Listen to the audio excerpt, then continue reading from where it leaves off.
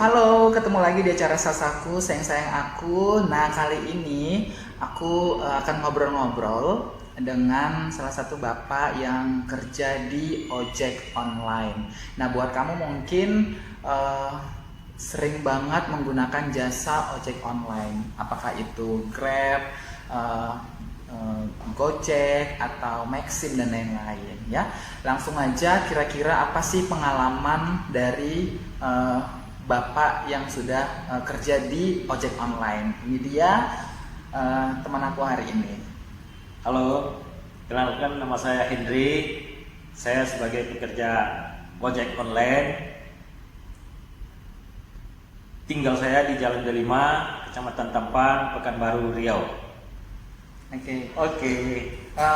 Gimana kabarnya Pak hari ini? Alhamdulillah, Sehat? baik, sehat. Ya.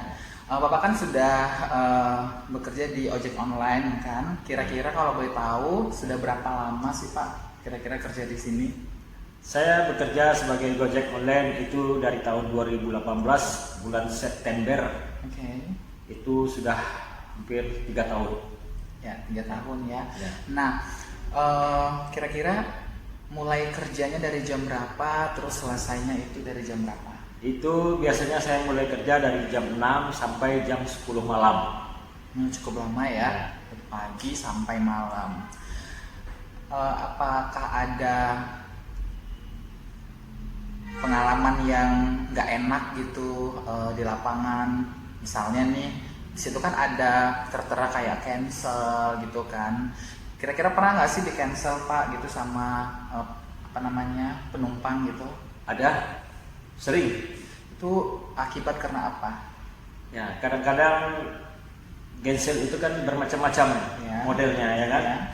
Ada gensel telah disepakati antara pihak konsumen dengan driver, Ya. terus diadakan penggeselan. Ya. Istilahnya. Yang kedua, ada gensel yang tidak terduga. Oke. Ya, umpama contoh gini, bila HP kita bermasalah, Oke. seperti suara tidak berbunyi, Ya. tau-taunya ada masukan. Ya. Mungkin karena lama kita ngambil, Ya. mungkin ada makan waktu 10 menit, Oke. pihak konsumen Ya. itu membatalkan. Padahal kita bukan tidak mau menjemput, tapi karena HP kita ada kesalahan teknik, Oke. contoh seperti suara nggak ada, Ya. atau mati gitu. Ya. Tahu dilihat setelah kita buka, aduh ada panggilan. Ya. Ya, tahu-tahu ya ini kesilapan ya, bukan kita sengaja, tidak, karena HP kita nggak berbunyi. Ya. Jadi kita tidak tahu pesanan itu masuk. Ya. Biasanya pesan masuk tentu berbunyi. Ya. Ternyata kita lihat ada masuk. Ya. Setelah kita setel, kok nggak ada bunyi suara masuk. Ya. Akhirnya pihak konsumen membatalkan. Oke. Ya, membatalkan, itu yang kedua. Ya. Yang ketiga, pihak driver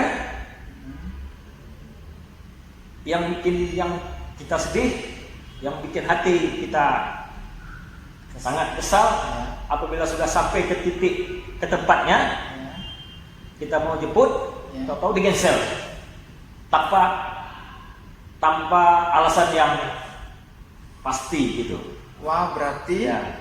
pengalaman Ya. udah mau sampai ke tujuan tiba-tiba di cancel itu pernah. Pernah. Waduh, kamu itu nggak boleh seperti itu ya guys. Ya. Jadi kasihan banget ketika driver nanti sudah mau sampai ke tujuan, teman-teman cancel. Nah itu tuh nggak baik. Mulai dari sekarang sampai ke depannya tidak boleh seperti itu. Please, kasihan banget kan, bapaknya, ibunya, yang driver sudah jauh-jauh kan, mau menjemput kamu, tiba-tiba kamu cancel ya. Kan kalau nggak salah itu kan ada pesan ya, kita bisa berkomunikasi melalui chat di aplikasi itu. Nah kita bisa komunikasikan ke drivernya kalau terasa jauh atau lama gitu kan, kan bisa ngomong kan ya kan Pak. Betul ya. Jadi aku juga pernah juga kayak gitu, kalau kelamaan aku koordinasi konfirmasi ke drivernya. Kadang-kadang mereka ngomong ya Mbak batalin aja, kasih ke teman yang lain. Nah itu kan enak kan. Nah jadi itu kayaknya kesel banget ya Pak ya. Kesal, kalau ya. udah dapat kejadian kayak gitu Iya. ya. Itu sering nggak sih selama 3 tahun ini? Ada.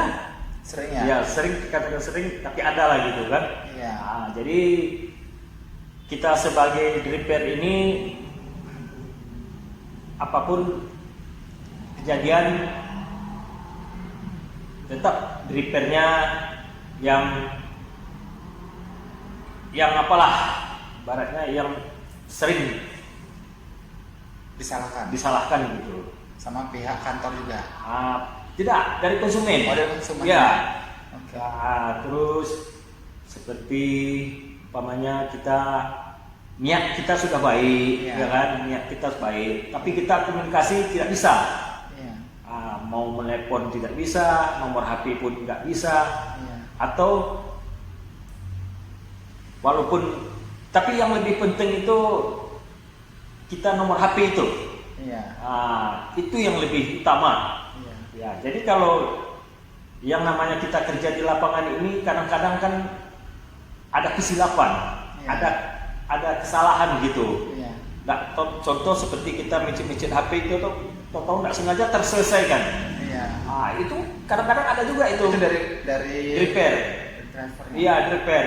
Nggak tahu kita apa nanti, kita tahu, waduh, terselesaikan. Tentu kita bingung. Iya. Tengok alamatnya. Ini. Oke, nama ini. Bisa juga kita ke tempat yang bersangkutan.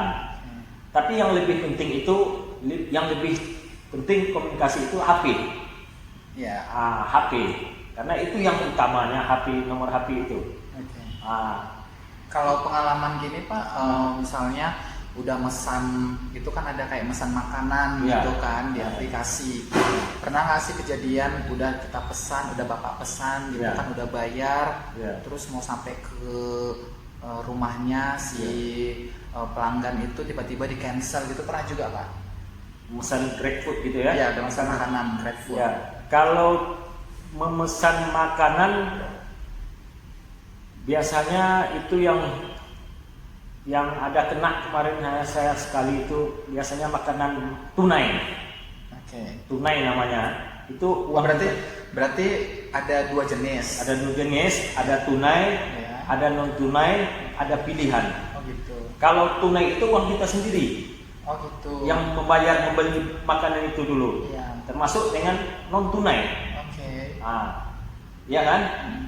Antara tunai dan non tunai itu uang kita pribadi. Berarti Pak kalau misalnya yang dipesan itu harganya sampai 500.000, tunai pakai uang kita dong? Iya, uang kita. Oh my god, terus?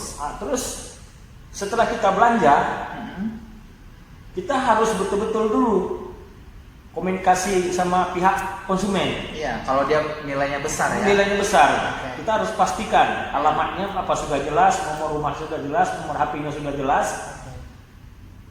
Kalau sudah jelas, tentu kita Percaya. percaya. Ya. Tentu kita belanjakan dengan Uangnya sendiri. 500.000 itu. Iya. Ternyata setelah kita antar, nomor yang kita tadi nggak bisa dihubungi. Alamatnya juga nggak ada. Alamatnya pun juga nggak ada. Nggak sesuai. Nggak Pak? sesuai. Oke. Itu kayaknya kayak disambar petir ya. Ya, tapi walaupun kita berusaha dulu kan, Ya.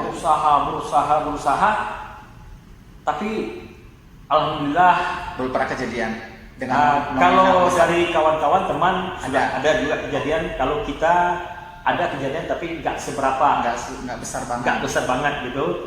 Cuma kawan-kawan ada juga. Di Pekanbaru ada. Dok? Ada. Yang pernah dengar di Pekanbaru dia nombokin berapa nominalnya? Nomornya ada 500, ada juga 1 juta. 1 juta pernah? Ada. Itu informasi dari teman-teman. Iya. Tapi Itu nggak bisa dibalikin lagi ke Ah. resto atau ke tempat makanannya gitu. Itu gimana? ya, alhamdulillah orang kantor Grab itu bertanggung jawab. Oh gitu. Ya. Orang kantor. Bertanggung jawab terhadap drivernya. Oke. bertanggung jawab, asalkan mengganti, Oh. asalkan makanan itu ada dan bon makanan itu sudah ada, lengkap semua, sudah lengkap semua, buktinya, kwitansi semuanya, lengkap, chat kita, chat kita di aplikasi, ya. Oke. Itu boleh dilaporkan ke kantor. Ya. Alhamdulillah nanti orang kantor mengganti semua Oh gitu. uang yang kita belajar itu. Oke gitu. Ya, pokoknya tanggung jawab Grab itu memang. Tapi sebelum kita memang Ya. mengambil pesanan seseorang itu, memang kita harus, apalagi nominalnya besar ya, Ya. berarti kita, ini mungkin masukan juga buat teman-teman yang kerja ojek online ya kan, ketika mesan makanan dengan nominal yang besar, strateginya atau antisipasinya adalah kita benar-benar harus observasi dulu ya, nomor telepon, alamat si pemesan. Kalau udah serasa itu yakin kita, baru kita lakukan ya Pak ya, dengan uang kita sendiri. Jangan sampai nanti teman-teman di luar sana akhirnya di cancel dengan nominal yang besar, itu kasihan ya Pak ya. Dan kita juga mohon juga kepada teman-teman yang memesan mungkin di GrabFood atau GoFood ya, tolong dong jangan di cancel gitu, karena udah pakai uang pribadi kan, itu harapan kita. Aku rasa sih sebenarnya teman-teman di Pekanbaru dimanapun punya hati nurani ya, harusnya punya hati nurani. Kita semuanya sama gitu, semua pekerjaan sama, harus saling menghargai gitu ya Pak ya.